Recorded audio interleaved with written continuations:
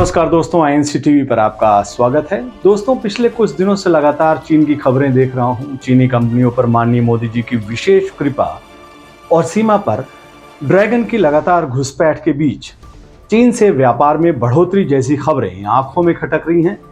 मन मस्तिष्क इन विरोधाभासों पर विचार विमर्श कर रहा है और इसी विमर्श के दौरान मेरे मन में एक सवाल का उठा है और वो सवाल है, क्या चीनी कंपनियों से लिए पैसे को छुपाने के लिए मोदी सरकार पीएम केयर्स की राशि का डिटेल नहीं बता रही है?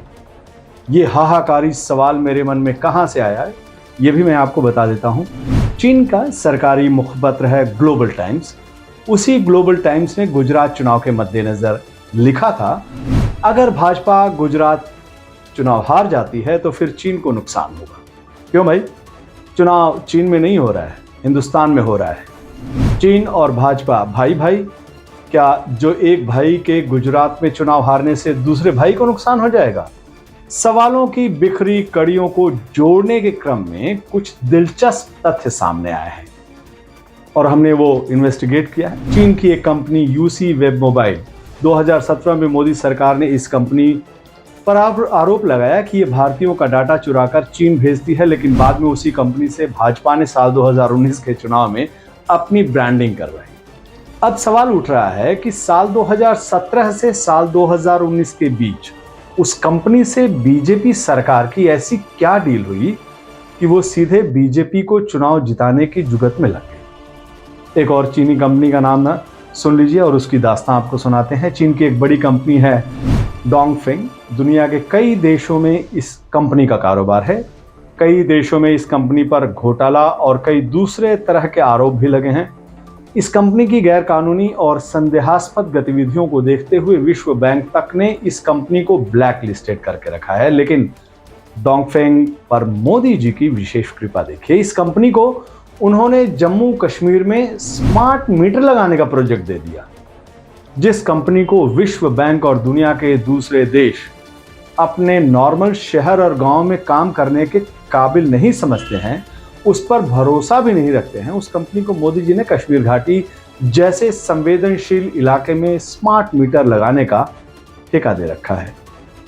कोई किसी पर यूं ही इतनी बड़ी कृपा नहीं करता है, कुछ तो अंदर बड़ी बात जरूर होगी।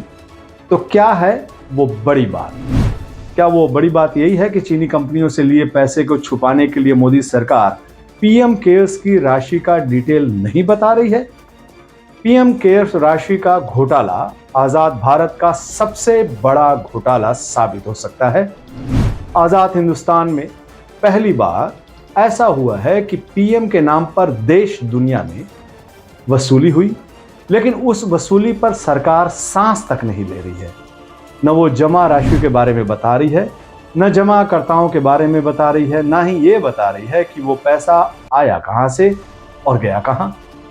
अब यही सामने आता है चीनी कंपनियों का मुद्दा। सूत्रों के हवाले से जो खबर आ रही है उसके मुताबिक चीनी कंपनियों ने मोदी सरकार पर अच्छा खासा इन्वेस्टमेंट किया है।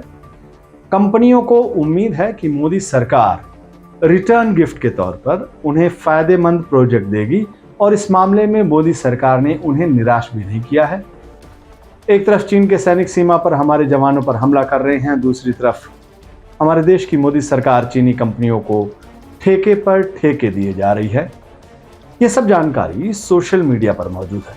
मुख्य धारा की मीडिया जरूर इन सवालों से कन्नी काट रही है, लेकिन सोशल मीडिया इन मामलों को लेकर मोदी सरकार पर हमलावर है। लेकिन अब तक ये सवाल कहीं नहीं दिखा कि क्या चीनी कंपनियों से लिए पैसे को छुपाने के लिए मोदी सरकार पीएम केयर्स की राशि का डिटेल नहीं बता रही है। दोस्तों, इस सवाल पर आपकी राय का बेसब्री से इंतजार है। नमस्कार।